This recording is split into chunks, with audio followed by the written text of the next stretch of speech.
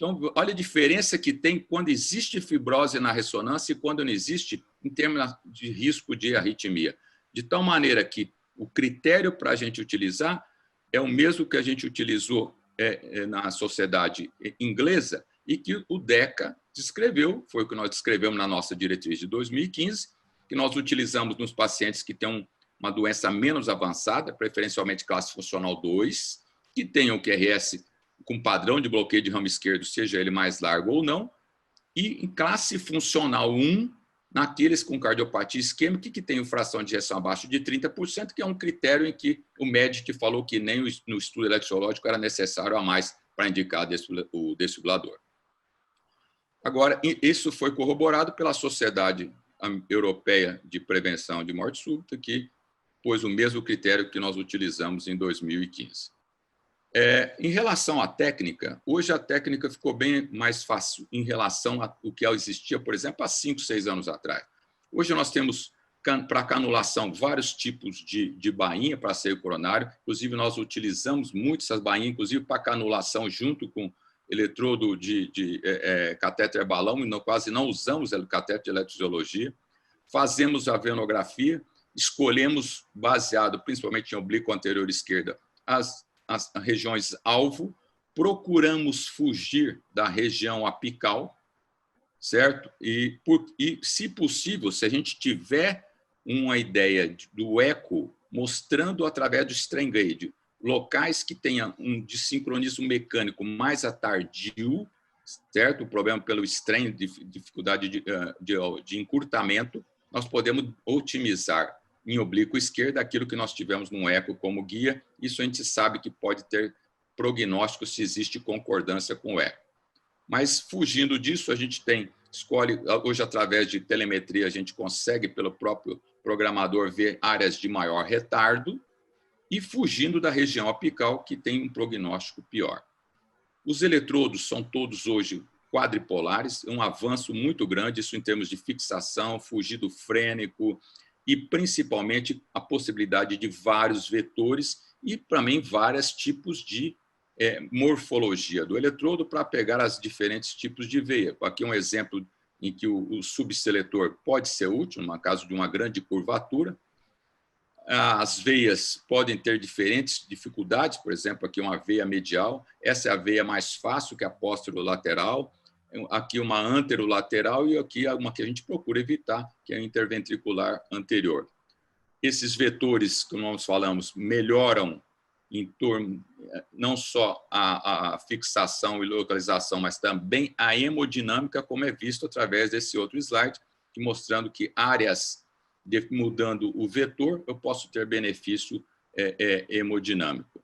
Em casos que tenham muita fibrose, hoje o multipacing, que começou com a Sanjude, hoje a Medtronic também já está entrando nessa área, principalmente paciente com cardiopatia isquêmica, ajuda demais, porque eu vou ter mais de um ponto de estimulação, melhorando o local de ativação. A ativação se torna mais homogênea em todo o ventrículo esquerdo, principalmente. Nós fazemos um controle otimização desses V1 e V2. Hoje a gente sabe que esse intervalo tem que ser o mínimo possível, em torno de pelo menos 5 milissegundos, mas isso daí já é suficiente para dar diferença em contração e tem benefício tanto hemodinâmico quanto em termos de resposta para a ressincronização.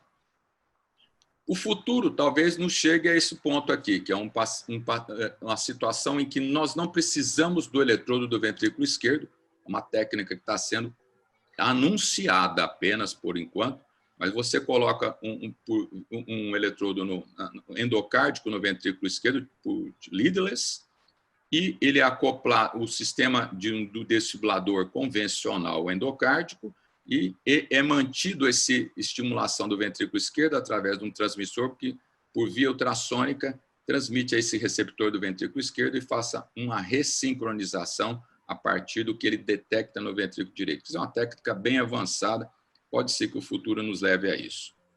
Se depois do implante nós fazemos o ecocardiograma, otimizamos o intervalo AV, fazemos todas as checagens do dispositivo, vendo se tem fibrilação, se tem arritmia, os limiares, se está bem com estimulação 100% biventricular verdadeira. Fazemos um acompanhamento junto com a cardiologia para toda a correção. Se, apesar de tudo isso, nós não tivermos mais nada que fazer, o paciente está naqueles 30% que não responde, apesar de todo esse avanço, nós chamamos aqui o Cláudio para nos resolver os pacientes não respondedores. Obrigado. Doutor Cláudio, agora. Vamos lá, então, gente. Obrigado pelo convite da Estela e da diretoria do DECA.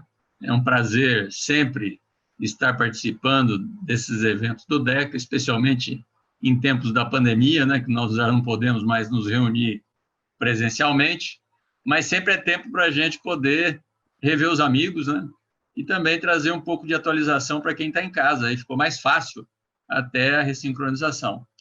Eu diria que depois dessa brilhante aula do Vitor, abordando muitas coisas, vai facilitar muito a minha aula. Obviamente, eu vou... muitas coisas que o Vitor mostrou, eu vou estar mostrando aqui, mas a gente vai reforçando algumas colocações que o Vitor fez e vamos chegar ao seguinte ponto, né? Fizemos tudo certinho, né? Colocamos o eletrodo no lugar teoricamente certo e depois de um tempo a gente espera que o paciente tenha uma resposta boa, né? Que o paciente melhore. E quando isso não acontece, o que a gente deve fazer, né? Então, é isso que a gente vai falar. O Vitor já falou muito bem que a gente pensa em ressincronização cardíaca quando a gente está frente a um paciente com insuficiência cardíaca, com miocardiopatia dilatada, com disfunção sistólica importante e com dissincronia ventricular avaliada pelo eletrocardiograma, mostrando, como ele bem falou, bloqueio de ramo esquerdo, e não pelo eco, né? Essa ressincronização ela pode ser feita via endocárdica, né? Eletrodo no VD e no seio coronário, na parede preferencialmente lateral do VE, pode ser feito pela via epicárdica, menos habitualmente. Ela pode ser feita pela via por punção transeptal, pela perna, entrando com uma bainha que cateteriza esse orifício que nós fizemos no septo atrial, e se coloca daí uma bainha dentro do átrio esquerdo e esse eletrodo vai ser posicionado dentro do ventrículo esquerdo. Então, nós temos então a via endocárdica, a via epicárdica, a via endocárdica, via transeptal. Aqui é um caso onde, de insucesso, nós colocamos o eletrodo, 2 deslocamentos de um eletrodo unipolar antigo, e aqui o eletrodo colocado via transeptal endocárdico no VE. A opção que o Vitor já falou, né, do eletrodo endocárdico ser leadless, né, quem sabe o futuro nos leve para esse caminho. Eventualmente, um pace de RIS nos bloqueios mais proximais, podendo corrigir o bloqueio de ramo esquerdo e também fazendo ressincronização. E, mais ultimamente, a citação de que a gente possa estar fazendo um implante transeptal no ventrículo esquerdo para captar o ramo esquerdo também. Então, nós temos coisas novas aí que a gente pode ser que no futuro esteja fazendo tudo para melhorar a ressincronização. O Vitor já falou que as diretrizes mostram a evidência de classe 1 em fração de ejeção menor que 35, aqui o complexo QRS acima de 130, né, o ideal, como ele falou, acima de 150, e nós já não falamos mais em classe funcional 2, 3 e 4. Né?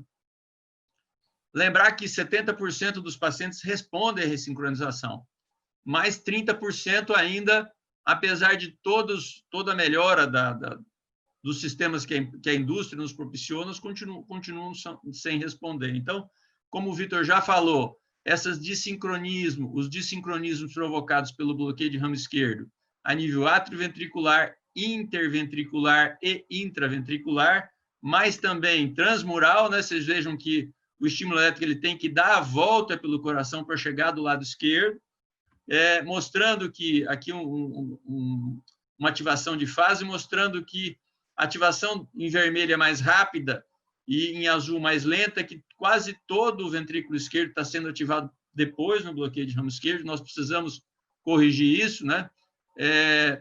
que os mecanismos propostos para ressincronização que o Vitor já falou, é melhora do sincronismo interventricular, atroventricular e intraventricular, que vai levar ao remodelamento reverso, né, diminuição do volume sistólico final, volume diastólico final e melhora da fração de ejeção, que é o que a gente espera que o paciente apresente. Mas também nós temos uma certa dificuldade de definir o que é resposta adequada à ressincronização. Em 26 estudos mais relevantes na literatura, teve mais de 26 critérios, nas 26 publicações mais relevantes, olhem só, os critérios ecocardiográficos, clínicos e combinados para definir o que é uma boa ressincronização, o que é uma resposta à ressincronização. Desde um aumento de 15% na fração de ejeção, até uma redução no volume sistólico final maior do que 15%, mas tem outras opções. Melhora clínica, uma redução de pelo menos uma classe funcional, melhora no teste de caminhada, melhora nos protocolos de qualidade de vida, ou fazer isso combinado. Não existe um consenso na literatura entre os vários trabalhos. Então, a gente, assim, resumidamente, ausência de definição de não respondedor, ausência de melhora de sintomas, né, de redução de classe funcional, ausência de melhora de fração de ejeção e ausência de remodelamento reverso, especialmente redução no volume sistólico final do ventrículo esquerdo. Antigamente, a magnitude da resposta estava ligada muito a gente prestar atenção muito no aparelho, né? Hoje em dia, a gente tem uma visão mais centrada no paciente, fazendo uma seleção adequada do paciente, como o Vitor já bem mostrou, trabalhando a reabilitação física no paciente, fazendo a educação paciente para que ele possa tomar as medicações adequadas, entender a doença, o papel do remodelamento reverso, especialmente nessas épocas de pandemia, a avaliação das comorbidades e a otimização da terapêutica clínica. Tudo isso é importantíssimo para que a gente tenha uma boa resposta do paciente. O Vitor já falou da magnitude da resposta em quem responde mais e quem responde menos, né? Então, a gente já espera que um paciente com QRS mais largo, bloqueio de ramo esquerdo, mulheres e não isquêmicos vão ter uma resposta melhor. Então, nós temos que indicar bem o paciente. Aí começa a boa resposta, a boa indicação do paciente. Quando a gente indica em pacientes que não têm bloqueio de ramo esquerdo e o QRS é muito estreito, nós já estamos nos aproximando da chance de um insucesso do tratamento. Então, no universo da ressincronização, nós podemos ter aqueles super respondedores que praticamente melhoram, normalizam a fração de ejeção. Temos aqueles que respondem à ressincronização, que tem um aumento aí de, como a gente falou ali, pelo menos 15% na fração de ejeção e no volume sistólico final. Temos os não respondedores, que é o motivo que a gente está falando, e aqueles que a ressincronização piora. O Vitor já mostrou isso, mas é importante a gente relembrar que todos esses fatores vão determinar a nossa resposta. O estágio da insuficiência cardíaca, quanto mais avançada, pior. Não isquêmicos respondem mais. Presença de muitas cicatrizes, especialmente na parede lateral, onde nós temos que deixar o eletrodo. Grandes insuficiências mitrais. Sexo feminino responde mais. A presença de comorbidades, né? DPOC, anemia importante, insuficiência renal, piorando a evolução da doença. A não escolha adequada do bloqueio de ramo esquerdo e mesmo a presença de viabilidade miocárdica, tudo isso pode alterar a resposta. Então, como que a gente deve fazer quando isso daqui vem de um trabalho publicado pela Cleveland Clinic? Eles têm uma clínica de ressincronização. Como é que eles fazem, então? O paciente chega lá, não respondeu à ressincronização, eles fazem uma avaliação inicial com exames laboratoriais para ver se o paciente não tem anemia, se a função renal está boa, se não há disfunção de tireoide, um raio-x de tórax para ver a posição dos eletrodos, se eles estão adequadamente colocados, um eletrocardiograma para ver se pelo eletro a gente já pode ver se há comando biventricular, um teste de capacidade física para ver se o paciente, qual é o grau de disfunção, de esforço físico que o paciente está tolerando fazer, passa por uma avaliação cardiológica que interpreta todos esses testes, faz-se, então, uma avaliação do dispositivo com as medidas dos intervalos atrioventriculares com e sem pace biventricular, um eco para avaliar a função e, finalmente, depois disso tudo, eles vão fazer recomendações do que a gente deve fazer para corrigir isso. Baseado nessa estratégia, eles identificaram 10 fatores que o paciente não responde à ressincronização. O primeiro deles e principal, em quase 50% dos pacientes, a programação do intervalo AV não está adequada. Então, como é que a gente vê isso? Um intervalo AV muito longo, programado no marca-passo, pode fazer uma fusão do componente EA no Doppler mitral. O intervalo AV muito curto também faz essa amputação da onda A. E o intervalo AV adequado vai ter um Doppler mitral perfeito, que é o que a gente precisa ter. Uma outra coisa é que intervalo AV é ideal e que método a gente vai usar para calcular qual é o melhor intervalo AV. Esse trabalho aqui, ele comparou o intervalo AV medido automaticamente através do gerador, através do eco e um intervalo AV fixo de 120. E esse trabalho mostrou que, para grande parte dos pacientes, eu programar um intervalo AV de 120, ele é tão bom quanto usar essas outras técnicas. Então, não precisamos ter coisa muito sofisticada para achar o intervalo AV adequado. A gente começa com 120 e depois adequa ao paciente. Esse outro trabalho derivado do MADE-CRT, ele mostrou o seguinte, se a programação de intervalos AV do marca-passo menor que 120 ou maior que 120, ele teve significado em relação à probabilidade de insuficiência cardíaca ou morte ou probabilidade de morte, mostrando que quando eu programo um intervalo AV menor que 120, eu tenho melhor evolução. Então, já fica na nossa cabeça que esse é o melhor intervalo AV para a gente começar.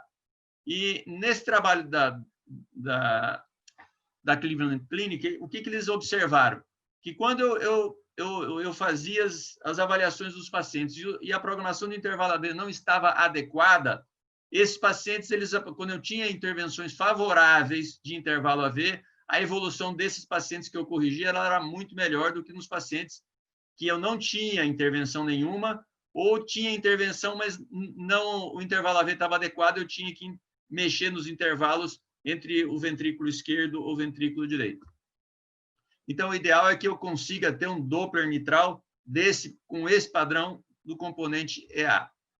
Uma outra coisa que interfere muito com a resposta é a presença de arritmia. Então, tanto arritmia supraventricular, fibrilação atrial, flutter, taquicardia atrial, períodos prolongados, ou mesmo a presença de arritmia ventricular muito frequente, toda vez que eu tenho extracístole, o marca-passo não ressincroniza. Então, a presença de muita arritmia ventricular vai fazer com que eu deva melhorar o tratamento da insuficiência cardíaca, dar drogas antiarrítmicas, da beta-bloqueadora e amiodarona, e mesmo pensar em fazer ablação do foco das extracístoles para que eu consiga resolver a não resposta à ressincronização.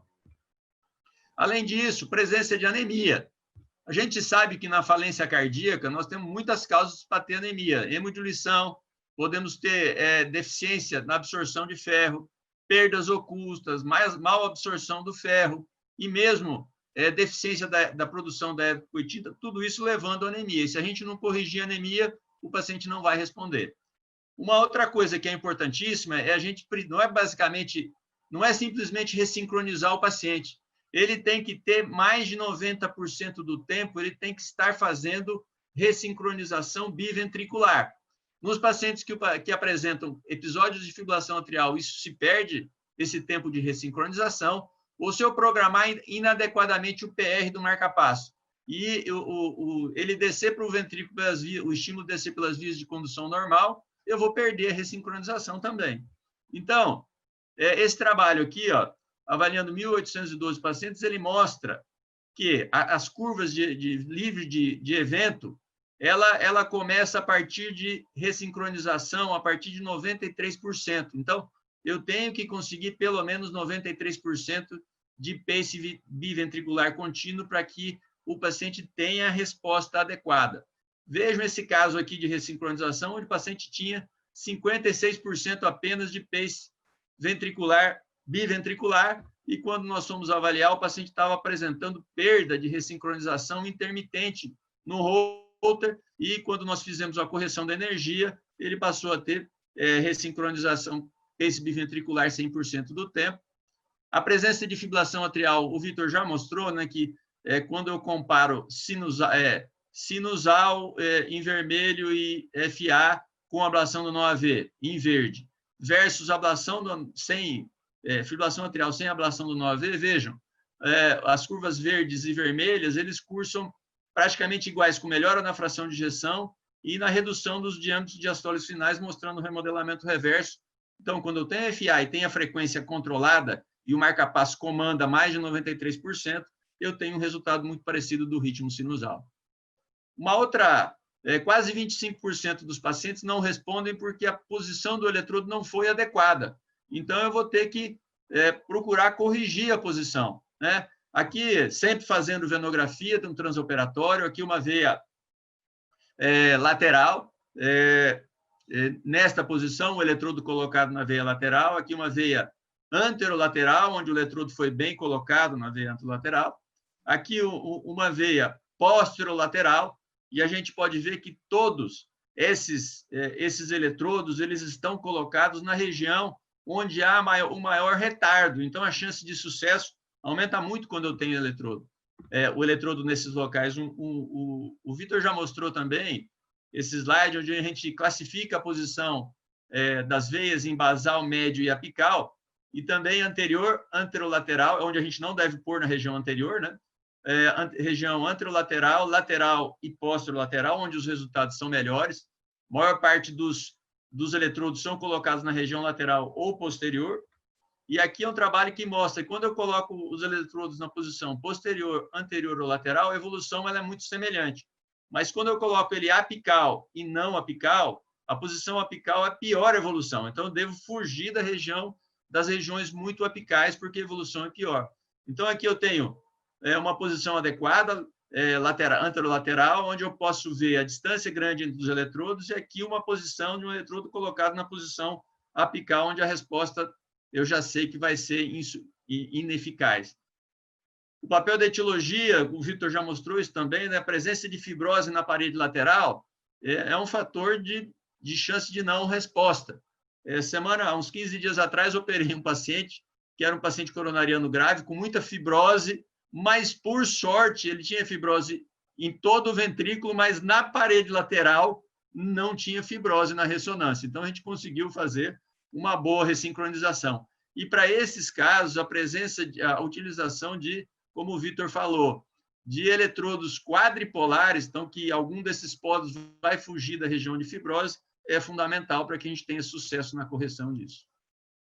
Obviamente, a gente não pode pensar que ressincronização é só trabalhar a parte elétrica do coração, né? O remédio ele vem primeiro, e quando a resposta da medicação não é adequada, a gente vai para a ressincronização. Então, nós não podemos esquecer das doses adequadas de IEC e beta-bloqueador, agora o Entresto, o uso da espironolactona, o uso da evabradina nos casos indicados, né? Então, nós temos que estar com as doses plenas da medicação, e com a ressincronização, a gente muitas vezes consegue fazer até uma melhora das doses. Em casos onde a gente perceba persistência de dissincronia, então a gente vai ter que pensar, olha, eu fiz a ressincronização, mas o paciente está nos exames desincronizados, então eu vou ter que pensar em reposicionar eletrodo, vou pensar em talvez fazer um pace endocárdico do VE, como eu mostrei já, um pace de RIS, um pace epicárdico, ou até mesmo o que está se falando aqui de se fazer um pace septal profundo.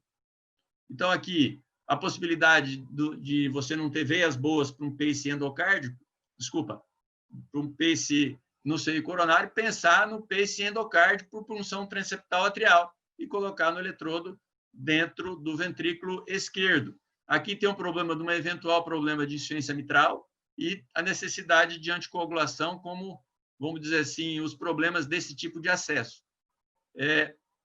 Aqui um outro caso, só para citar um caso de um paciente não respondedor, onde o eletrodo tinha ficado muito proximal, nós fizemos um novo reposicionamento de eletrodo e conseguimos colocar numa veia posterolateral, bem posterior, conseguir subir o eletrodo e deixá-lo numa região lateral. Eventualmente, por impossibilidade de veia, nós podemos pensar, se o bloqueio no ramo esquerdo ele for mais proximal, fazer um pace de RIS para normalizar o QRS. E, mais modernamente, ou mais atualmente, em alguns casos, tem sido descrito a possibilidade da gente fazer um implante septal ventricular. Então, esse é um slide cedido pelo Dr. Carlos Duarte, que tem feito isso no nosso meio. Ele implanta o eletrodo inicialmente no VD, mapeia onde está o RIS em oblíqua direita, e mais ou menos 1,5 centímetro a 2 abaixo do RIS, ele implanta o eletrodo na Medtronic com a bainha para implante de eletrodo no RIS, só que essa bainha no septo interventricular, mais alto, ele vai rodando no sentido horário esse eletrodo, ele vai penetrando no septo ventricular, a ponto de ele conseguir estimular o ramo esquerdo. Então, o posicionamento é feito na oblíqua direita, desculpa. O mapeamento na oblíqua direita e o posicionamento na oblíqua esquerda, aqui já com a bainha, e você vai progredindo o eletrodo e fazendo venografia para que não tenha escape do contraste, você não caia no ventrículo esquerdo. Mas, enfim, é só uma técnica, uma alternativa que a gente pode vir a estar usando com o tempo. Aqui é para mostrar, desse caso do Dr. Carlos, o QRS estimulado estreito, e ele vai desligar a estimulação, e nós vamos ver a presença do bloqueio de ramo esquerdo em ritmo sinusal. Então, este pode ser uma outra maneira de capturar o ramo esquerdo naqueles casos onde nós não temos acesso a essa opção pelos métodos habituais que a gente já falou antes aqui. Naqueles casos onde o QRS é estreito, a gente tem que pensar, talvez, em retirar a ressincronização. Se o paciente apresenta algum problema de adequação às medicações, a gente tem que trabalhar isso com o paciente, né? E, finalmente, a gente tem que usar o ecocardiograma a nosso favor, né? O eco ele é muito bom, ele pode não ser bom para indicar a ressincronização, mas ele é muito bom para avaliar o paciente não respondedor, para avaliar a programação, para ver a função, para avaliar a programação desses intervalos e também nos auxiliar no posicionamento dos eletrodos. Vejam aqui a evolução de um paciente pré-ressincronização com o strain na região septal, basal, média e apical.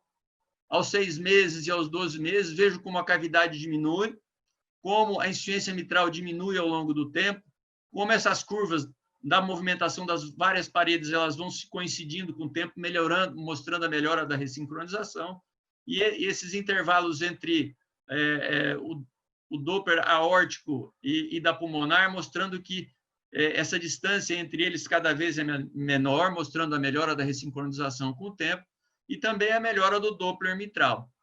Então, vejam, em resumo de tudo isso que eu falei, os fatores que podem contribuir para que esse paciente venha a ser um respondedor já começam na correta seleção do paciente, sempre que possível, com a ressonância magnética. Adotar uma técnica de implante adequada, escolhendo veias adequadas e mantendo a distância entre os eletrodos. Então, se nós fizermos isso, diminui a chance dele ser um não respondedor. Fazer as programações otimizadas durante o acompanhamento, tanto no intervalo AV e VV. Testar todos os lineares e, obviamente, a porcentagem da captura ventricular. Fazer o adequado reposicionamento do eletrodo quando necessário. Verificar a adesão do tratamento medicamentoso, corrigir as comorbidades, checar as arritmias atriais e ventriculares. Se a gente fizer tudo isso, a chance desse paciente nosso se tornar um respondedor passa a ser muito grande. Muito obrigado, gente. É isso. Bom, obrigado, Fugante. Doutor Raul. Ok. Boa noite. Obrigado pelo convite à sociedade. É um prazer para mim estar com vocês. Nos próximos 15 minutos, eu vou compartilhar minha visão de monitoramento e pronóstico a longo prazo em indivíduos implantados com terapia de ressincronização cardíaca. O primeiro que acontece em um coração com insuficiência cardíaca importante é que se promove o remodelado ou remodelação do coração. Mas como se reflete essa remodelação? Se refletem mudanças macro que podem ser vistas nos diâmetros, volume, massa e forma que afeta o índice de esfericidade, mas também em alterações na função. Mas esses são reflexos de trocas, mudas que acontecem a nível microscópico, celular, molecular, intersticial. Agora, a melhoria da insuficiência cardíaca e remodelação reversa pode ser alcançada através de tratamento farmacológico. Todos conhecemos. Mas a desincronia só é corrigida através da terapia de ressincronização cardíaca. Agora, como medir o sucesso da terapia de ressincronização cardíaca? O sucesso depende dos objetivos. Se objetivos são qualidade da vida ou quantidade da vida, ou melhor, qualidade mais quantidade. Eu acredito que quantidade da vida é o ponto que nós tratamos de conseguir com a terapia de ressincronização cardíaca. Como é possível a medição, a controle? Não é apenas válido que um valor aumente ou uma diminuição. O que importa é o porcentagem em que essa muda acontece. Então, temos parâmetros clínicos, imagem, com modificações que mostrou o Dr. Victor, Dr. Cláudio, modificações ecocardiográficas ou de ressonância magnética, parâmetros metabólicos e, mais recentemente, temos agora parâmetros bioquímicos. E falamos de parâmetros clínicos, que acontece? Que esperamos uma melhora na classe funcional, 1 grau, um incremento, um aumento da capacidade de exercício, 20%, e uma diminuição de Quality of Life Score de ao menos 8%. Nas imagens, você pode ver facilmente uma diminuição dos diâmetros do ventrículo esquerdo e também dos volúmenes de fim de sístole e de fim de diástole do ventrículo esquerdo, é um aumento de 7%, ao menos, da fração de ejeção do ventrículo esquerdo, uma diminuição, Cláudio mencionou agora, da insuficiência mitral, e para aqueles que podemos fazer o consumo de oxígeno, podemos ver um incremento de 10% no consumo de oxígeno. Para os parâmetros bioquímicos, BNP, NT-proBNP e troponina ultrassensível, mas é mais importante, como valor pronóstico a longo prazo, o comportamento da proteína EST2 e a galectina 3, que agora estamos começando a aplicar em nossos hospitais universitários, em alguns hospitais nacionais também, visto na Argentina e também em México. Estes são valores que a proteína solúvel de ST2 e galectina 3 tem relação com a promoção da hipertrofia e fibrose e é preditor independente da mortalidade e risco na insuficiência cardíaca para ST2. Para galectina 3, promove aumento de miofibroblasto, síntese de colágeno e, portanto, é um marcador de fibrose miocárdica.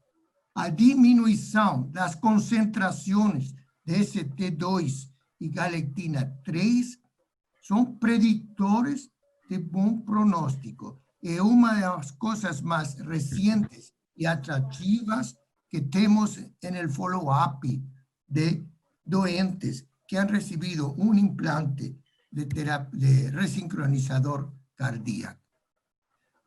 La otra pregunta es, ¿cuándo medir o suceso da terapia de resincronización? ¿Cuál es o momento?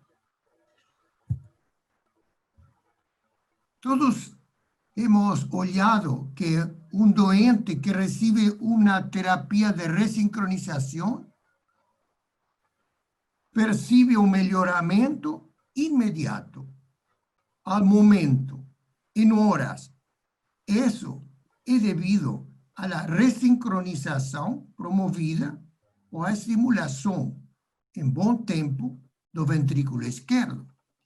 Mas eso não significa um bom pronóstico. O bom pronóstico vai estar ligado ao remodelado reverso dos ventrículos, principalmente do ventrículo esquerdo.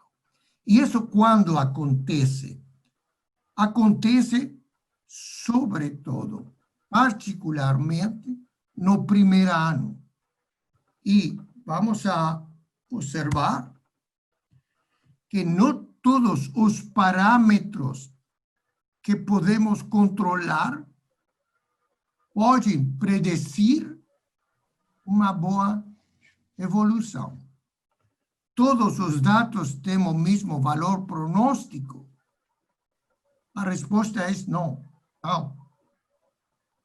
Este paper é um classic paper de Zhu, no Circulation 2005, mas recentemente novos papers confirmam esta visão, que entre sobreviventes e não sobreviventes não há diferença se falamos de classe funcional, caminhada de 6 minutos e quality of life. Você pode ver que os valores melhoram em ambos grupos. Há uma diferença que não é significativa. A diferença significativa pode ser vista se nós analisarmos aqueles valores que vêm de estudos mais objetivos.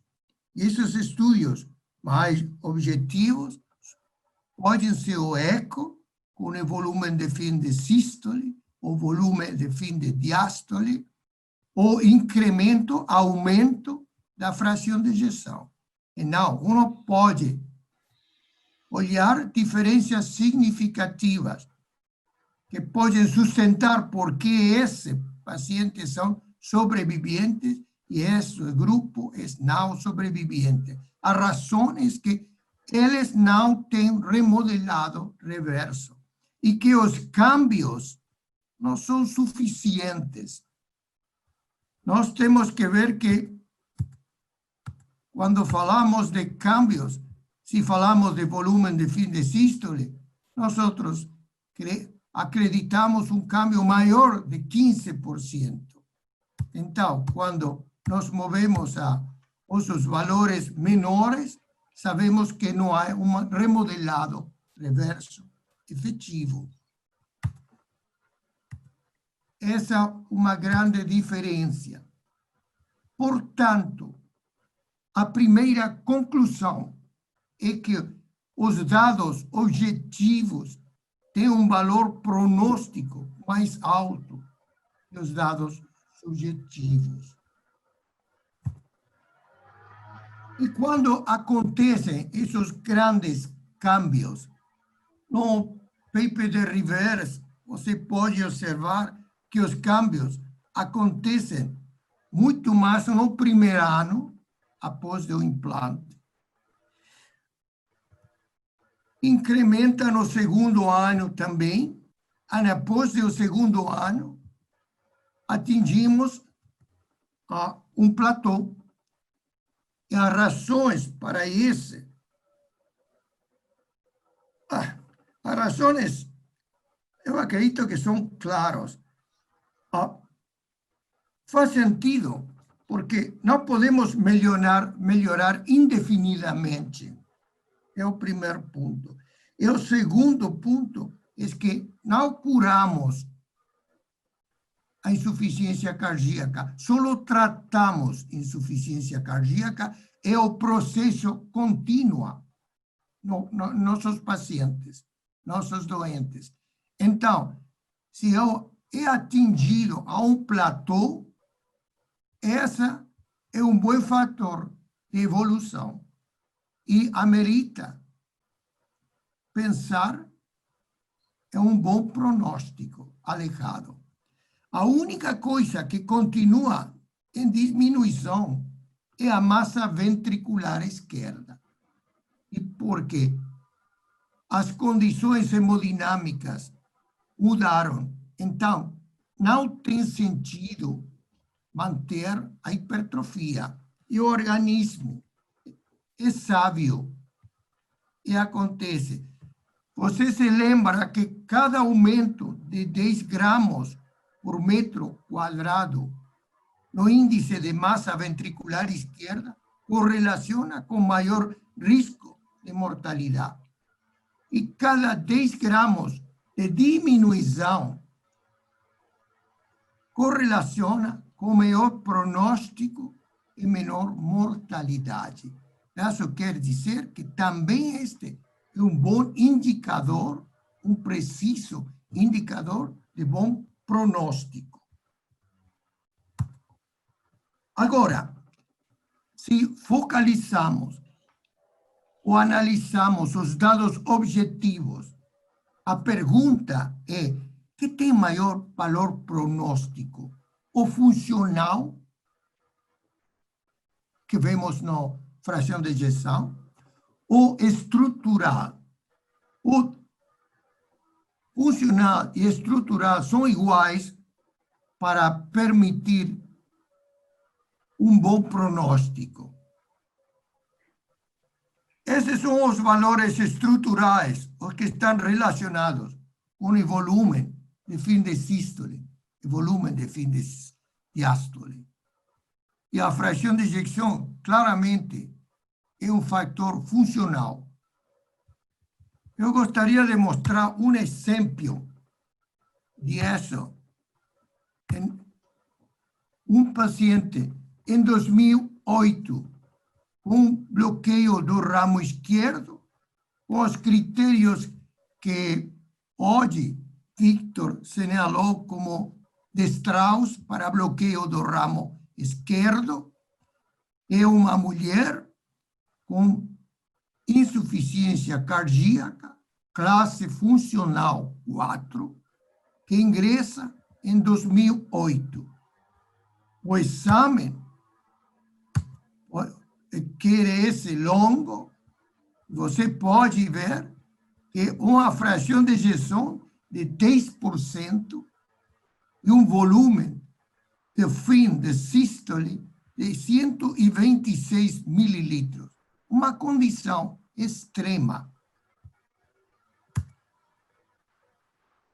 6 semanas após do implante de terapia de ressincronização cardíaca, os valores mudaram para 54 de fração de ejeção, 10 a começo, agora 54, é uma diminuição do volume de fim de sístole de 55, estava 126.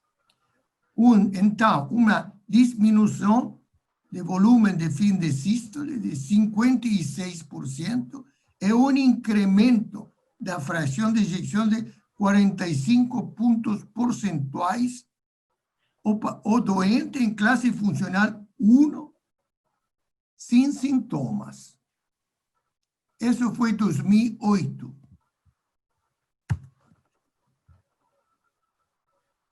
Essa paciente eu volvi a controlar em 2016. Você pode ver que a fração de ejeção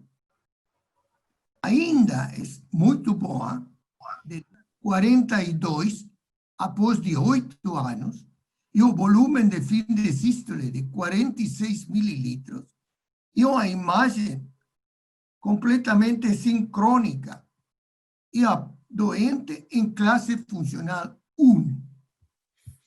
Agora, eu procedi a poner o CRT em off. Apagamos o ressincronizador após de 8 anos para olhar o que acontecia.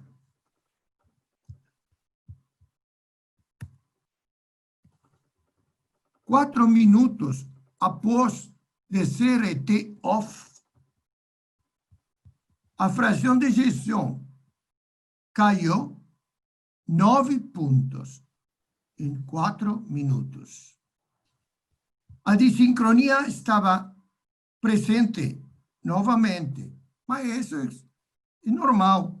O paciente era desincrônico. Se eu saco o CRT, apago, pongo off CRT, novamente a sincronia reaparece. Mas o volume ainda é normal. Por quê?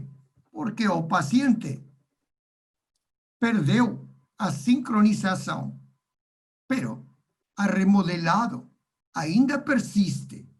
É uma demonstração clara que aspecto funcional é menos importante, é uma menor importância que os aspectos estruturais que têm uma estreita relação com o remodelado reverso. Então, a longo prazo, os cambios estruturais são os mais confiáveis para falar de êxito na terapia de ressincronização cardíaca. A outra coisa que você pode olhar aqui é que não curamos a desincronia, somente tratamos, com muito sucesso, como neste caso, mas tratamos, não curamos. Esta mulher deve ter sincronização por toda a sua vida. Não há possibilidade de mudar. Em resumo, do acompanhamento pós-implante, dados objetivos, maior valor pronóstico que os subjetivos. Dados estruturais, maior valor predictivo que funcionais, particularmente, em especial, o volume de fim de sístole do ventrículo esquerdo. E também lembrar que as antecedentes anteriores antecipam as probabilidades de sucesso, como são o sexo feminino, a cardiopatia não isquêmica, o bloqueio do ramo esquerdo, com QRS largo, e valores maiores a 150. Muito obrigado. Quero agradecer novamente o convite. Muito obrigado. Obrigado, Raul. Parabéns aliás, para todos estão de parabéns, Antônio Vitor. Vocês me desculpem o atraso, mas hoje eu trabalhei e cheguei tarde e não pude começar a reunião, mas o Bruno com certeza me representou muito bem. Nós vamos chamar os dois debatedores, que é o Álvaro e o André, para fazerem os comentários a respeito das brilhantes apresentações. Bom, se o Álvaro me permite, eu posso começar. Eu queria parabenizar os 3 apresentadores, foi fantástico realmente. E essa discussão final do Dr. Garrilho veio para coroar, né? Ele colocou em perspectiva até filosófica aí o que realmente importa, se é a melhora estrutural, se é a melhora funcional, se é qualidade ou quantidade de vida, e isso é interessante para quem lida com a ressincronização, né? Que eu costumo dizer que é como um edema agudo de pulmão, quando você consegue tratar bem, né? É fantástico. O paciente, em alguns minutos, está olhando para você e te agradecendo por ter salvado a vida dele. A ressincronização é assim, quando a gente vê aqueles números exuberantes, como ele colocou nesse último caso, né, Dr. Garrilho, de melhora de 45 pontos de fração de ejeção, de remodelamento reverso, isso é fantástico. Eu queria colocar para o senhor uma dúvida que eu tenho, que me acompanha na minha prática clínica, que é aquele paciente que até o Dr. Cláudio colocou, e todo mundo que faz isso deve lidar com esse paciente, que ele não melhora imediatamente, mas que ele não progride a piora de função. É o que o Dr. Cláudio colocou como não progressor, e o senhor encarou isso, entendeu isso como um fator de bom prognóstico. Como que o senhor encara isso, Dr. Garrilho? Quer dizer, o paciente ele não melhora substancialmente a partir da ressincronização, mas ele deixa de piorar os parâmetros funcionais e os parâmetros hemodinâmicos e de classe funcional, que é aquele paciente que a gente vem acompanhando com uma piora progressiva. Como é que o senhor encara esse não progressor? Esse paciente ele tem um bom prognóstico ou não? Pelo contrário, ele é um não respondedor. Cláudio, vas a dar resposta a você? Queria o meu comentário, André? Dos dois, por favor, doutor Garrilho, porque o senhor colocou isso em perspectiva e o Cláudio apresentou isso como um tipo de paciente que nem é hiperrespondedor ou respondedor e também não pode ser considerado um não respondedor porque ele não progrediu mais a piora da função ventricular. Como vocês encaram esse paciente? De meu ponto de vista, sem dúvida, se o paciente não progressa em sua pioria, se pode atingir a um platô de sua condição, eu acredito que parcialmente é um sucesso. Talvez não é o sucesso que eu estava olhando, buscando, mas é um sucesso, porque a insuficiência cardíaca sempre é progressiva e com pioria, até ao final. Então, se eu consigo atingir uma platô, é um sucesso. Talvez não é, insisto, não é que estava olhando, mas isso não quero. O que o Cláudio acha, Cláudio, desse tipo específico de paciente que você colocou como não progressor? Eu acho que a gente trabalha com um grupo de pacientes muito graves, né? Com disfunções ventriculares. Às vezes a gente opera um paciente com 18% de fração de ejeção. Uma paciente em que você, como o Garrido falou, ela tem franca evolução descendente, né? Numa curva descendente.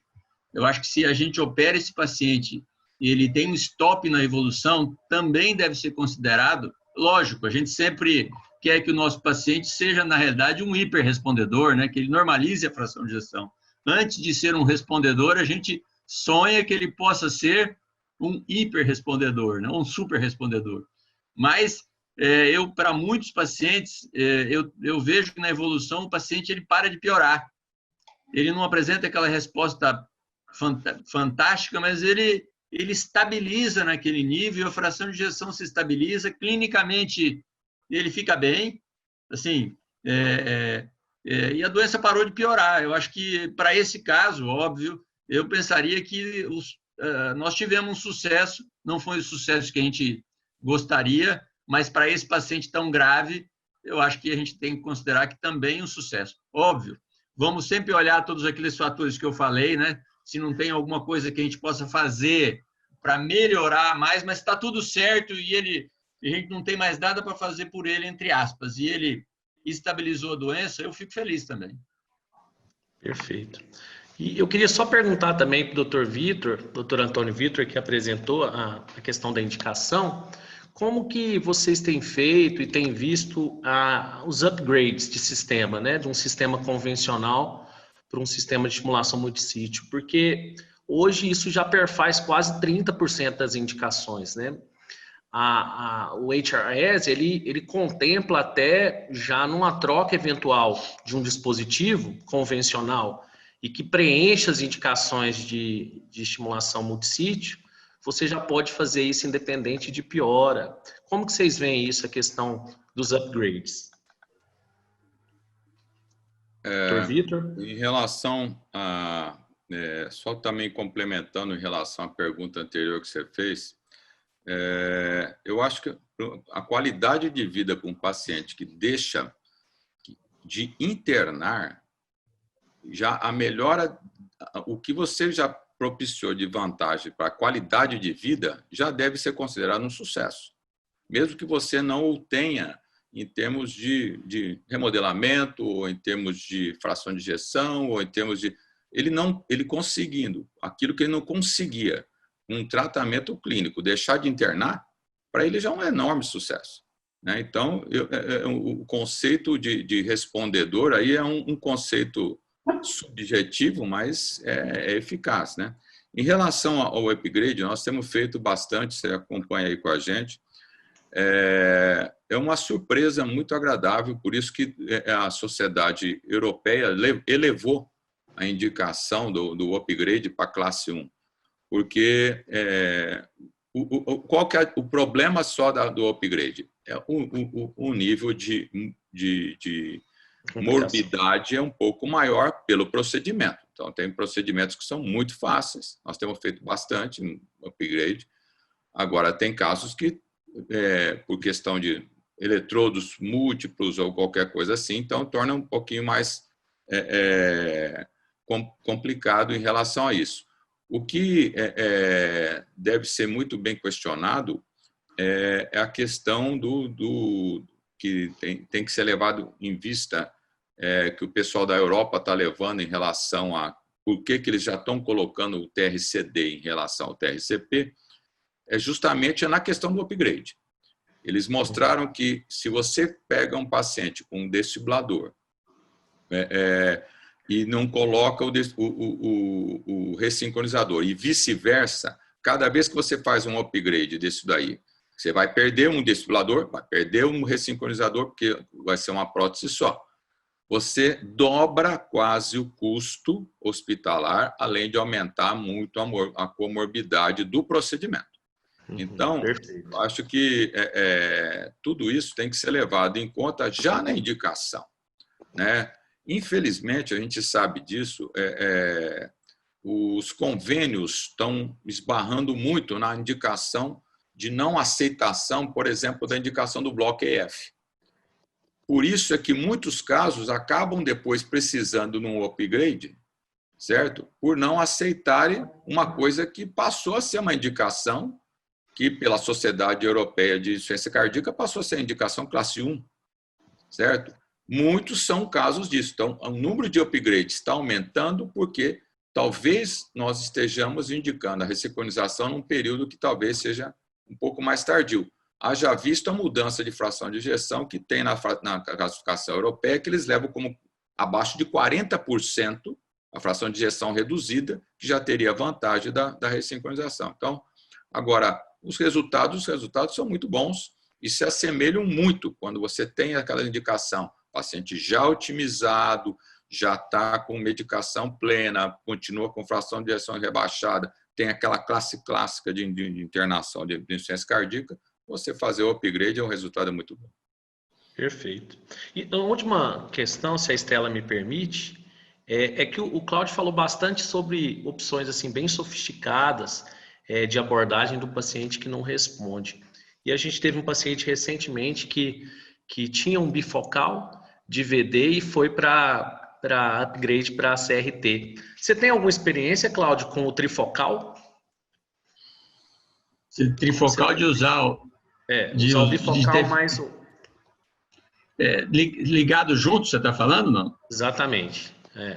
Você já tem um bifocal e faz um upgrade para um multissítio via seio coronariano, ou ao contrário, você tem um CRT que não responde e optar por uma colocação de um trifocal, uma via de saída do ventrículo direito. Porque está descrito até na nossa diretriz, né? Até com alguma extensão de descrição disso aí.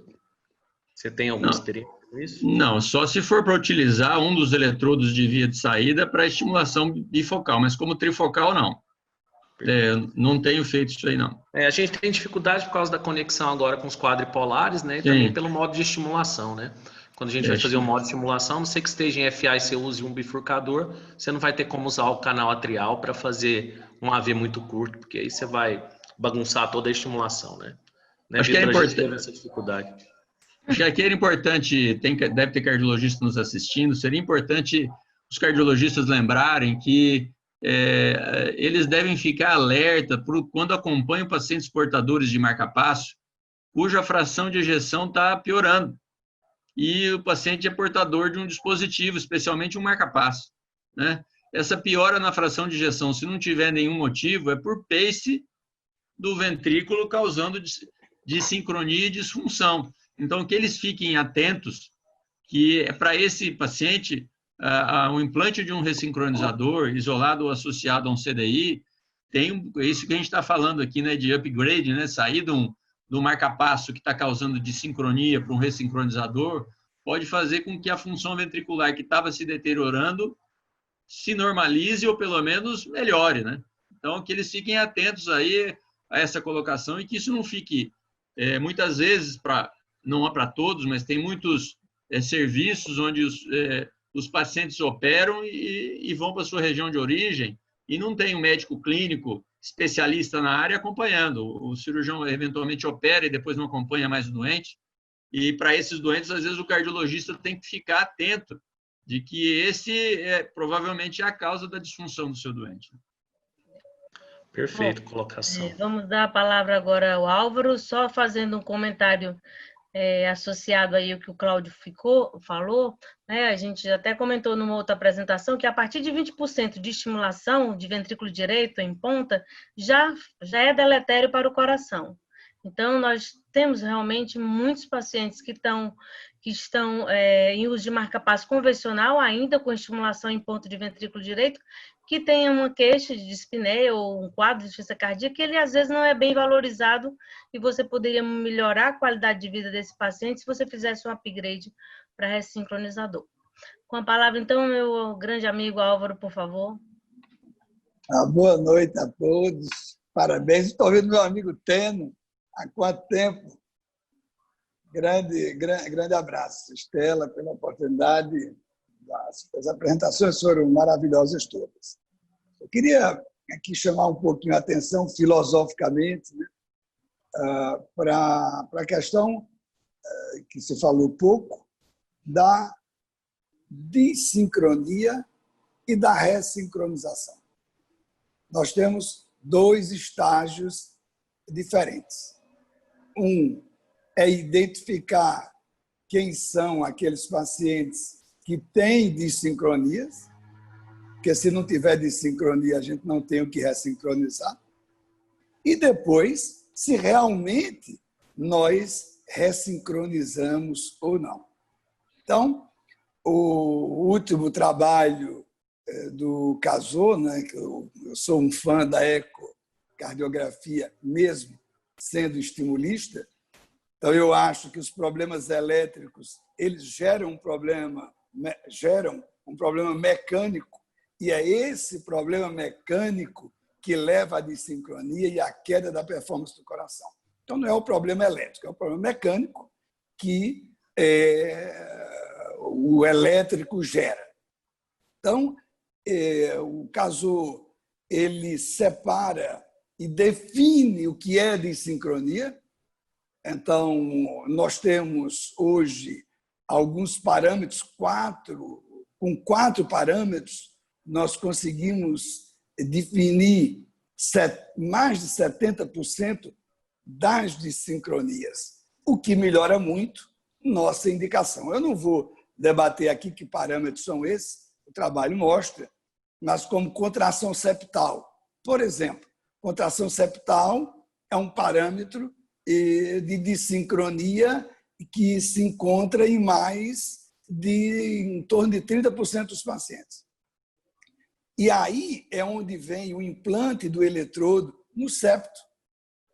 Quando a gente encurta esse tempo de contração septal, a gente melhora os resultados. Por quê? Porque ali está o RIS, etc, etc. Bom, a parede, o tempo de contração da parede septal é a parede posterior. a parede lateral, desculpe, importante, a largura do QRS, importante, e o período, o intervalo pré-ejetivo e o tempo de fluxo aórtico. Quando a gente encurta o período pré-ejetivo, a gente melhora o fluxo aórtico. E essa relação, ela é importante. E ela nos determina as dissincronias, que a gente tem dissincronias atrioventriculares, interventriculares e intraventriculares. Então, isso é importante. O eco é, sim, importante para que a gente defina se tem dissincronia ou não e que tipo de sincronia é essa. Ora, nós temos pacientes que a gente vê porções do ventrículo se contraindo com a válvula aórtica fechada, que ele chama de overlap. E aí é um desastre para a contração ventricular. Então, definir o que é dissincronia para a gente indicar melhor. E depois, se a gente ressincronizou, não basta botar os eletrodos bonitos e tal e achar que ressincronizou. Às vezes a gente faz tudo certo, coloca na parede lateral, faz o melhor que a gente pode e a gente não ressincronizou. Aí, o melhor parâmetro que está relacionado é um só.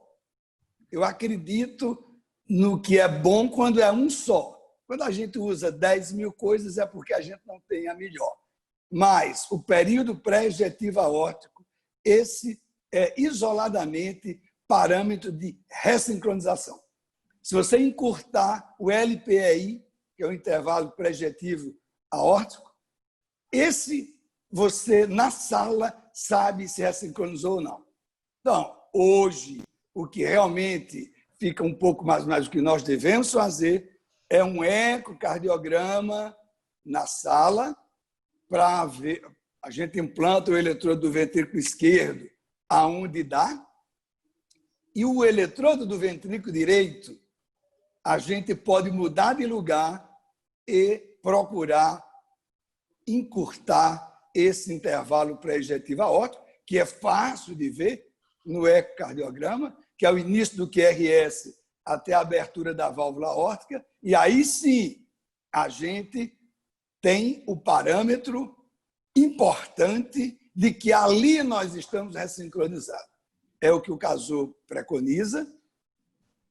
Quando a gente coloca o eletrodo do ventrículo direito e está bom, encurtou, ótimo, caímos fora e a gente ressincronizou. Quando não, como o esquerdo a gente não pode mudar muito, a gente pode mudar o direito.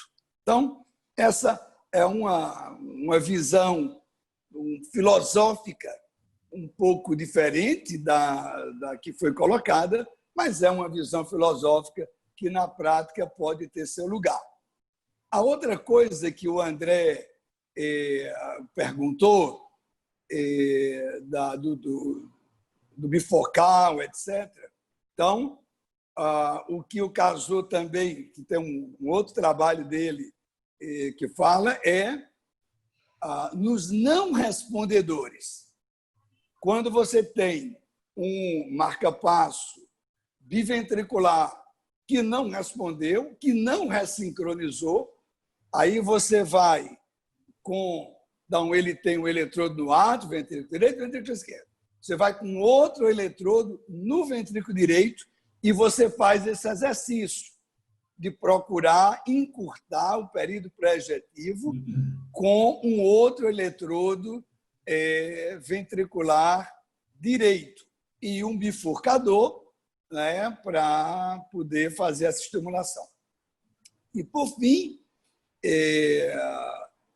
na verdade, o futuro, dentre todos esses que foram muito bem colocados por Antônio e por Cláudio,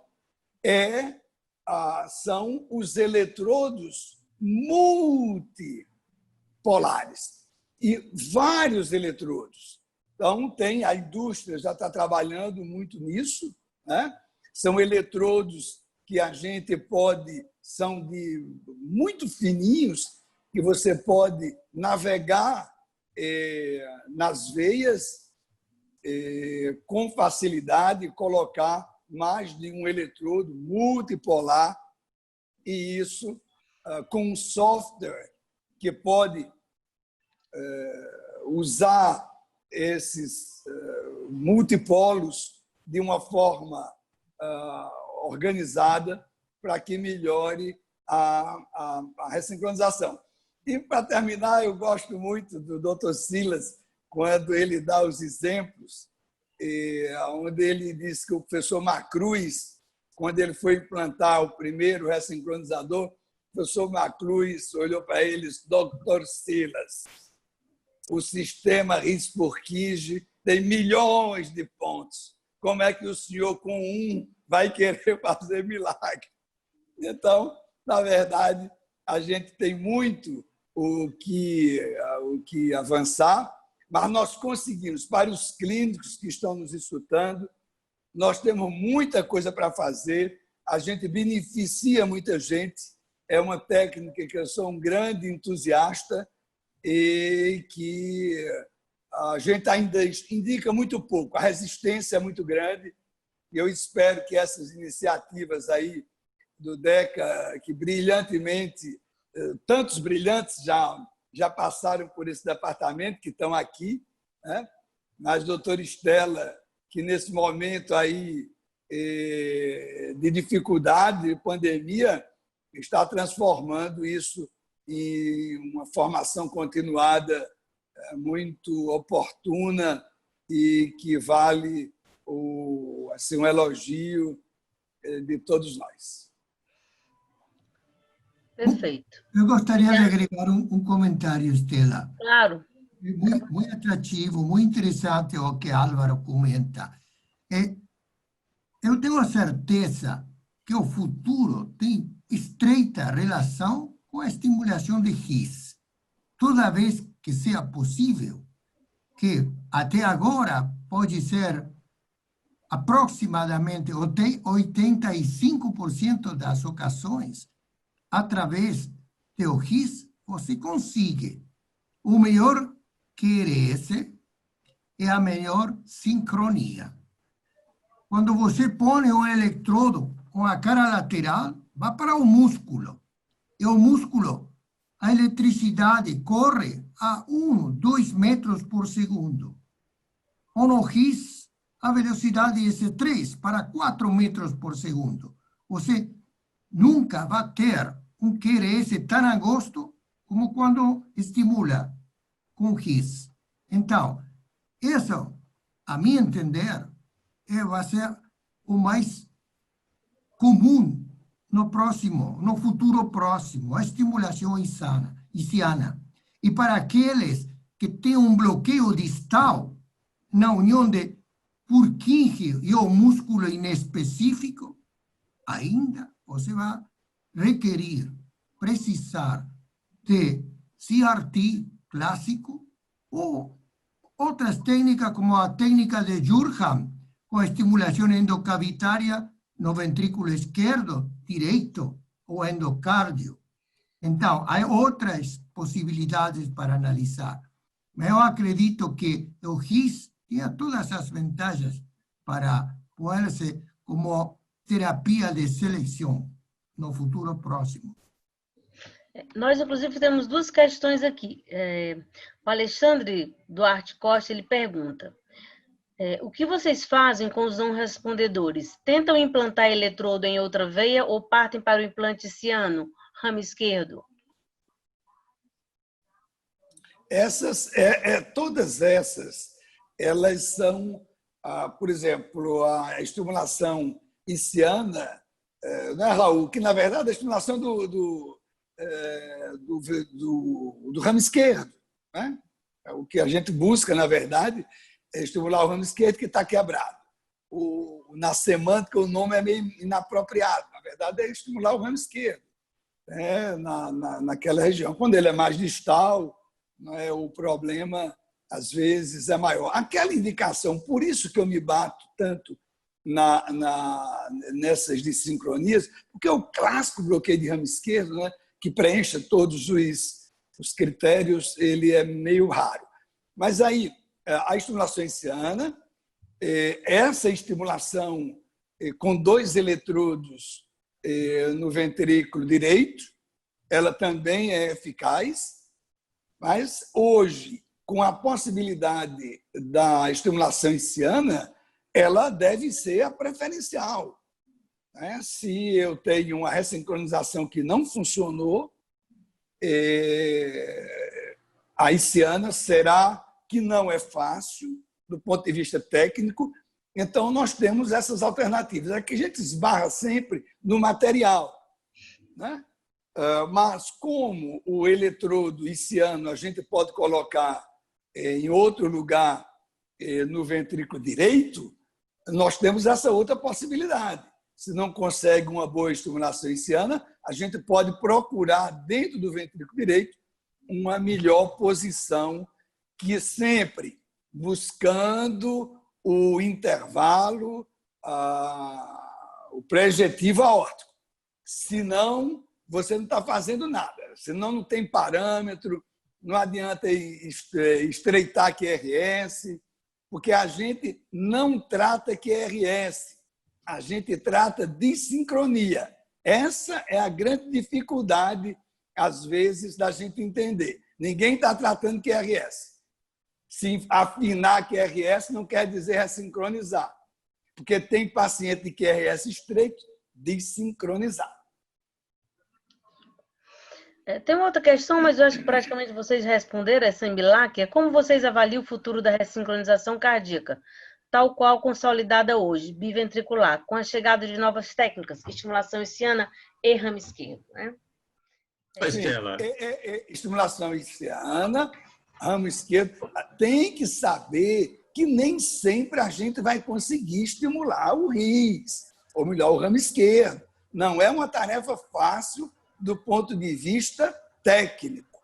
Então, as outras continuam valendo, que é eletrodos com multipolos, etc, etc, etc. Então, não tem nada, desculpe, não tem nada complexo que a gente trate simplesmente. Estela, eu acho que a gente tem que entrar num paciente para fazer uma cirurgia de ressincronização. Esse seria o ideal, não é o que nós temos no Brasil, porque no Brasil a gente tem que fazer um pedido para o convênio e tem que usar aquele material que você pediu, entre aspas, né? Então, o ideal é que a gente entrasse na cirurgia, a gente vai lá fazer uma ressincronização, mas não sabe qual é a anatomia do seio coronário. Aquilo que nós vamos nos confrontar no momento da cirurgia, e às vezes eu já fiz injeção do seio coronário, o paciente tinha o seio coronário careca, não tinha veia nenhuma adequada para se colocar no seio coronário. Então, eu acho que quem trabalha com ressincronização tem que estar preparado para fazer todas as técnicas. Ele tem que estar preparado para entrar, eventualmente, ter a opção do RIS, de eventualmente pensar numa punção transeptal atrial e colocar o eletrodo no ventrículo esquerdo, na possibilidade de fazer o que é mais fácil, aparentemente, uma punção no septo alto, como aquele caso que eu mostrei do Carlos, e tentar fazer uma estimulação do ramo esquerdo e capturar o ramo esquerdo, e você fazer o que for melhor para o doente e mais plausível naquele momento. E, além disso, né, nós temos que estar preparados, como nós estamos colocando muitos eletrodos, né, invariavelmente, em alguma dessas situações, também está preparado para retirar eletrodos para poder colocar novos eletrodos para ressincronização também. Então, eu acho que o profissional completo ele tem que tentar entrar preparado para fazer tudo isso. Hoje a ressincronização, você falou muito bem, tem que entrar como você vai para uma extração, com todo o material necessário, né? A gente tem essa dificuldade, essa limitação por causa dos valores, né? Mas eu acho que a gente tem que buscar a melhoria do paciente, e com isso a gente tem que tentar, né? Eu acho que a demanda é que faz com que as coisas aconteçam. Né? Nós temos eu acho que tudo está começando errado no modo do que nós estamos recebendo o paciente. Eu tive numa tese agora, recentemente, lá na USP, em que um trabalho, um N que não é grande, mas em que teve 60% de superrespondedor num critério rígido de seleção do paciente. Então, quer dizer, o problema que nós estamos acontecendo, por exemplo, esse caso igual que o Raul apresentou, nós tivemos um caso recente de um médico também que veio da Bahia para que nós fizéssemos, que também, felizmente, deu um sucesso muito grande, mas chegou com 10% de fração de ejeção. Quer dizer, está tendo um atraso na hora da indicação, certo? Outra coisa também, hoje falta um pouco também da gente sentar, o Álvaro falou da importância do eco, o eco é importantíssimo, porque hoje nós temos várias possibilidades de vetores que modificam também a ativação. Então, nós tem ativação que nós podemos chegar a 17 tipos de vetores. Então, quer dizer, será que nenhum desses vai funcionar? Será que a gente precisa realmente de mudar a posição, adicionar um outro eletrodo? Nós temos que fazer também, esse é o chamado mapeamento eletrônico do dispositivo, que a gente tem que sentar e sentar do lado do paciente, gastar um tempo, sem precisar fazer, muitas vezes, uma intervenção mais adicional, só porque ter o eletrodo a mais vai ter um benefício a mais. Eu acho que a gente tem que tomar cuidado em relação a isso, já que a gente tem a vantagem hoje da técnica. Eu acho que foi um avanço extraordinário quando nós saímos de um bipolar para um quadripolar. Hoje nós temos essa possibilidade de vetores, assim, adiantou demais, inclusive de melhor hemodinâmica. Será que a gente sentar do lado, com um método de imagem junto, mudar vetores, a gente não consegue? Então, eu acho isso. Acho que falta a gente também sentar mais do lado, aquele acompanhamento pós também, Antônio, e no pré. mas isso aí já é pressuposto, né? Eu acho que você tem razão. A gente tem que esvaziar todas as possibilidades que nós temos com o que nós fizemos para a gente poder decidir uma outra alternativa. Claro. Às vezes nem programa, né? Eu digo sempre, esses dispositivos vêm desligados. A gente é como desfibrilador. A gente é quem tem que ligar. E como liga, muda a história. Então, muitos desses não respondedores é porque não teve a paciência que você está pedindo. De sentar e de ver todas as possibilidades que hoje já estão lá. Olha, eu queria, tem mais umas 3 perguntas, mas antes disso, eu queria, o Silas levantou a mão aí, queria falar um pouco. Enquanto você localiza, eu vou colocar mais uma questão. Qual é o percentual de fibrose na ressonância magnética que pode contraindicar a ressincronização? Então, Vitor, você podia responder isso? Eu posso. Na verdade, não é tanto só o percentual, né? É o tipo de localização da fibrose, né? Então, se você tiver uma fibrose que ocupe o percentual mais aceito é em torno de 12% a 15%.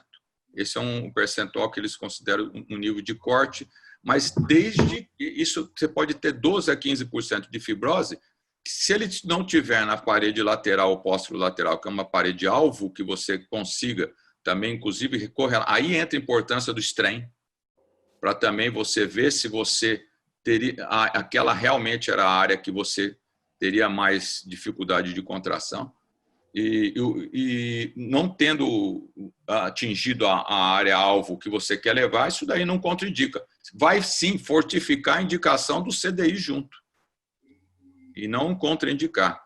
Agora, se muitas vezes não chega nem aos 15%, mas que você está totalmente impossibilitado de colocar o eletrodo numa veia-alvo, você perdeu também. Então, não é só questão do percentual.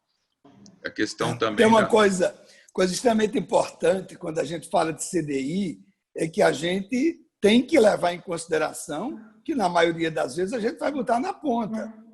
Né? Para a gente deixar um eletrodo de CDI confortável dentro do ventrículo direito, a estimulação septal a gente geralmente não consegue. Pode desincronizar.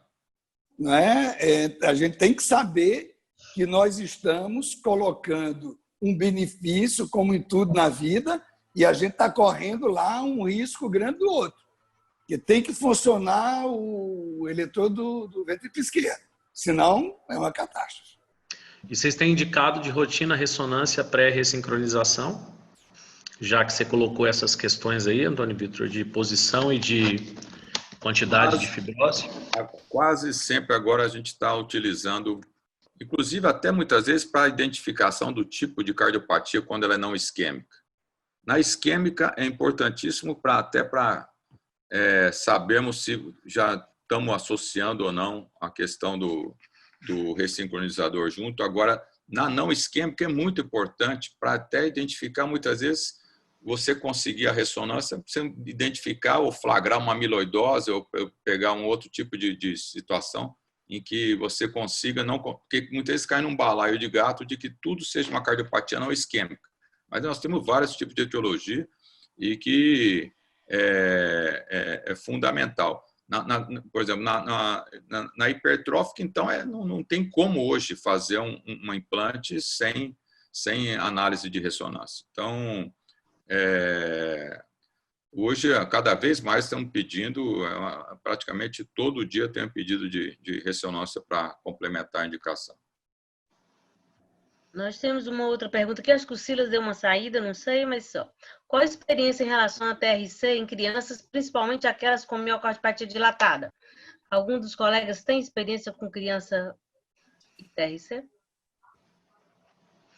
Nossa, eu não tenho, não. Não tenho. Nem eu. Bem, não. Aliás, seria bastante interessante da gente ter alguém que tivesse experiência de evolução, né? Dar uma ressincronização. A Lânia, ela tem experiência com esse tipo de...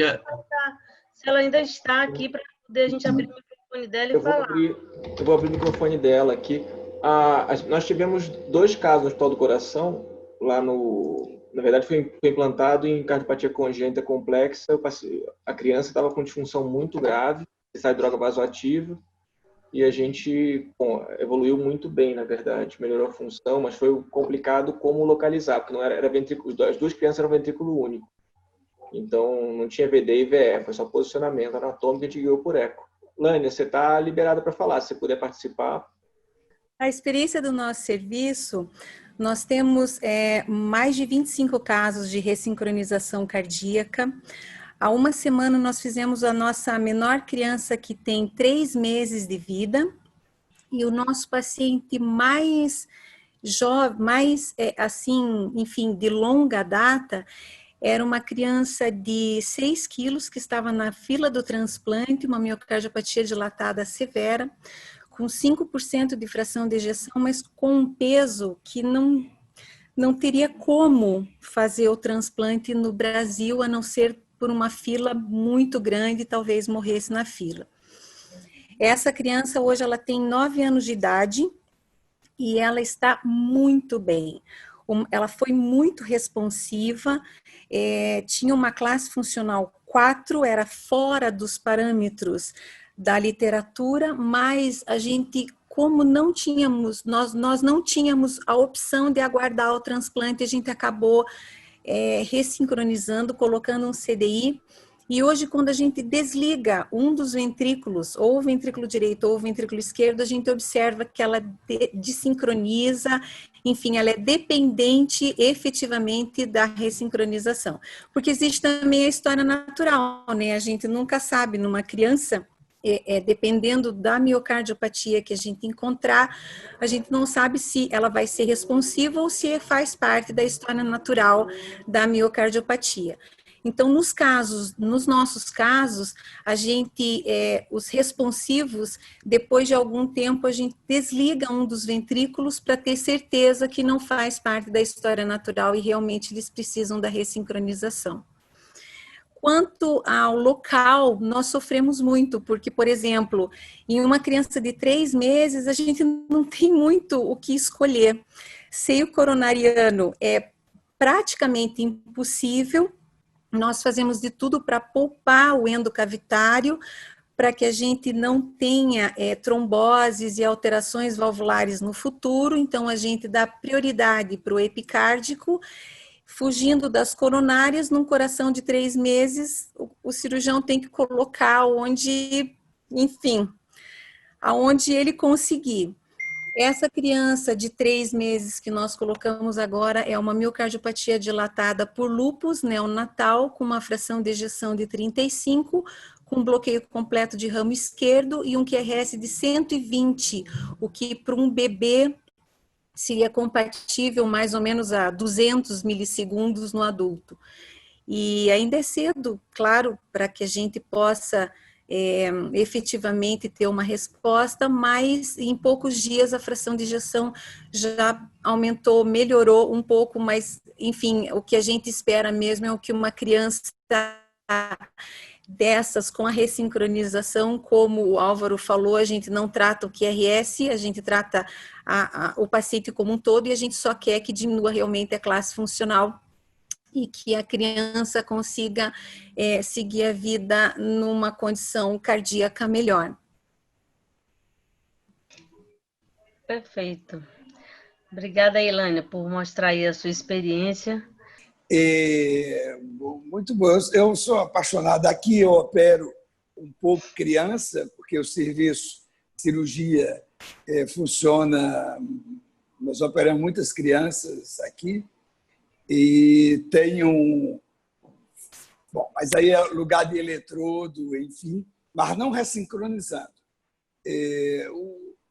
Os parâmetros de sincronia você vê, é só miocardiopatia dilatada ou elas têm sempre um bloqueio de ramo? Que tipo de miocardiopatia dilatada em relação à dissincronia? Vocês têm bloqueio de ramo? Veem de outra forma ou só pela miocardiopatia dilatada? Qual é o parâmetro de sincronia que vocês... Como a gente não tem nenhum guideline contemplando exclusivamente criança, a gente tem que seguir um pouco do que o adulto nos fala. E na grande maioria os pacientes têm padrão de bloqueio de ramo confirmado pelo ecocardiograma com dissincronia intraventricular e pacientes com miocardiopatia dilatada.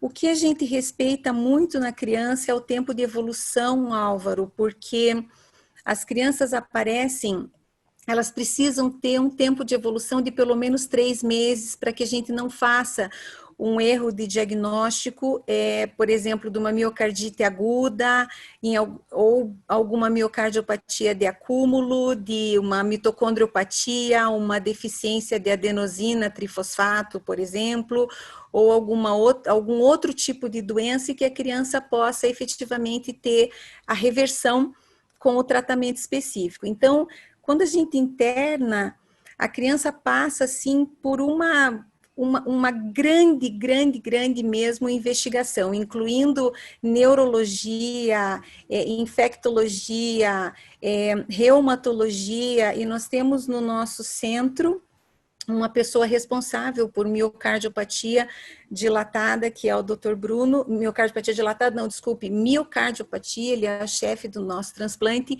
e ele acaba tomando frente dessa investigação. Por exemplo, nessa criança que, a última agora, que é um paciente com lúpus neonatal, a evolução não é muito boa, sabe? Então, uma criança dessas, com bloqueio completo de ramo esquerdo, já com processo evolutivo desses, com uma fração de ejeção assim, e também no Holter ela apresentava bloqueio de ramo alternante. Então, a gente acaba levando em consideração tudo isso. A fibrose miocárdica é muito difícil de ser detectada. O Dr. Raul Garillo falou muito bem sobre os biomarcadores, porque a ressonância na criança, ela tem, assim, por causa da parede, por causa da frequência, na nossa área, por causa dos equipamentos, enfim, a gente tem uma dificuldade muito grande de determinar o que é fibrose ou não. Até eu gostaria da opinião do Dr. Raul sobre isso, porque para nós é assim um obstáculo gigantesco determinar o que realmente está acontecendo naquele miocárdio. Você conhece que a parede ventricular é muito delgada, muito fina. Então, você não pode fixar o gadolínio normalmente. Acontece o mesmo no adulto, no átrio. E você não pode estabelecer se tem ou não fibrose. Uma coisa que fazemos no átrio é o mapeio eletroanatômico, é a medição dos potenciais elétricos e aqueles potenciais elétricos muito baixos, 0,03 milivoltios, mostram zonas de fibrose no átrio. Eu não sei se é possível traduzir isso mesmo no ventrículo, mas poderia ser visto, investigado. A gente tem alguns pacientes muito interessantes onde a gente vê o delay entre a espícula do QRS, a espícula do marca-passo e o início do QRS. E isso é muito interessante porque existe até um fracionamento, assim, nós temos pacientes com o que a gente já detectou até 80 milissegundos desse fracionamento depois da espícula do marca-passo, o que é o que a gente vê no ar, professor Gaio. É o que a gente vê no ar, aquele espícula. É o mesmo que o potencial eletroanatômico. Exatamente. Essa correlação existe. Exatamente. Mesmo isso. Tem uma outra pergunta aqui, eu acho que é uma última pergunta, que é um caso, 55 anos, homem admitido por BAV 2:1, classe funcional 2, bloqueio de ramo esquerdo clássico, QRS maior do que 150, 1,98 m, 140 kg, fração de injeção de 35% há 5 anos, etiologia indefinida. Porém, ressonância magnética atual, com fração de injeção de 55%, sem fibrose, com dissincronia intraventricular de VE. Qual tentar? Estimulação hessiana, Resync, somente marca-passo? Ele tem indicação clássica, é um 2:1, né? Um 2:1, que tinha uma fração de injeção anteriormente de 35% e melhorou essa fração de injeção na ressonância magnética feita atual, era 55%. Então, que ele precisa de estimulação? Sim. Né? Agora, qual a melhor estimulação para ele? Bom, ressincronizador, estimulação hessiana ou somente marca-passo? Né? Com a fração de ejeção normal, 55. Normalmente, a gente vai implantar um marca-passo convencional, botando o eletrodo, né, bem posicionado, região hessiana, né, região de septo, etc. A gente não tem parâmetro hoje para indicar uma ressincronização, porque que dissincronia é essa? Né? Assim, esse caso é um caso bom para o RIS, a estimulação hessiana, porque ele não preenche critério para uma ressincronização convencional via seio coronário. Ele não cai nem na classificação do bloco EF, que usou abaixo de 50. Né? Então, ele tem 55, uma fração de injeção boa. Mas pelo passado dele de já ter tido uma disfunção, eu acho que nesse caso a estimulação hessiana cai como uma indicação muito boa. Seria a preferencial no caso. Eu também acho que a preferencial seria hessiana, mas esse caso também, se o RIS não ficasse muito bom, eu pensaria seriamente numa estimulação septal ventricular. Convencional. O que eu acho que a gente não pode fazer aqui é um marca-passo puro, porque a chance da gente levar esse paciente à disfunção acho que é muito grande. Com esse histórico, a disfunção. Com esse histórico de disfunção, tudo que eu tentaria não fazer é uma estimulação ventricular clássica. Eu tentaria o RIS e, eventualmente, numa dificuldade do RIS ou na impossibilidade de um RIS com segurança, eu pensaria na estimulação septal ventricular aí, que eu acho que pode ter um bom resultado. Obviamente que está começando, né? Mas eu acho que a gente tem que começar as técnicas novas que nos possibilitem ir para locais onde a gente não está podendo ir. É isso, né? Nós estamos sempre evoluindo com as técnicas, né? Então, temos que fazer para ver o resultado. Concordo. Nós somos técnica dependentes também. Né? Sim. Todo nosso avanço foi o avanço dos materiais, dos softwares. Né? A gente só guia, né? A gente só tenta colocar ali, mas são os materiais que tem. Aí na cirurgia pediátrica, eles usam materiais convencionais. A gente não tem material especial, deveria ter. Não tem porque... O volume é pequeno, né? O volume é pequeno, exatamente. Eles não desenvolvem. Olha, gente, eu acho que foi ótimo, excelente. Nós já são... 10 horas, 10 e 2. 10 horas, né? Mas as nossas webinars estão ficando famosas por terminarem esse horário. Eu gostaria de agradecer principalmente ao Raul, né? Que se dispõe sempre que a gente chama a palestrar, trazer bons ensinamentos para a gente. Já fica convidado aí o Raul para o nosso simpósio internacional, que nós vamos realizar de 23 a 24 de setembro. Nós já estamos com a programação terminada, vamos acrescentar algumas coisas, vamos ter bastante novidades, convidados internacionais que vocês vão ficar muito felizes, porque são experts naquele tema. Vamos ter várias conferências legais, então vai ser um pouco puxado, porque são 3 dias, né? Mas com alguns intervalos de aulas, de apresentações, discussão de caso na nossa área de arritmia e estimulação cardíaca. E nós vamos reduzir um pouco as webinars para que a gente também tenha bastante tema, né? E não se esgote os nossos temas, apesar que tem tanta novidade na nossa área, todos os dias estão aparecendo, então a gente vai ter ainda umas 2 webinars e depois a gente vai espaçá-las para que a gente consiga organizar o simpósio de uma forma que agrade a todos, né? Então, mais uma vez, obrigada, Raul, obrigada, Álvaro. É bom que a gente não está se encontrando por conta do Covid, mas a gente consegue matar a saudade dos amigos, né? Aqui pelas webinars. Obrigada, Lânia, pelos seus comentários muito valorosos. E você também será convidado a estar na nossa lista, inclusive de uma live que a gente vai fazer sobre criança. A gente já está, eu e o Bruno, vamos entrar em contato com você para você participar. Muito obrigada, eu que agradeço. E a gente coloca aqui o nosso departamento, a BEC-DECA, à disposição de todos os sócios. A gente vai ter um painel aí de discussão de casos. Se você tiver casos interessantes, pode mandar para a gente analisa e faz a discussão, né? Porque eu acho que a gente tem que pegar essa oportunidade que a gente está se acostumando com ela, que é de discutir casos à distância e levar para a prática, né?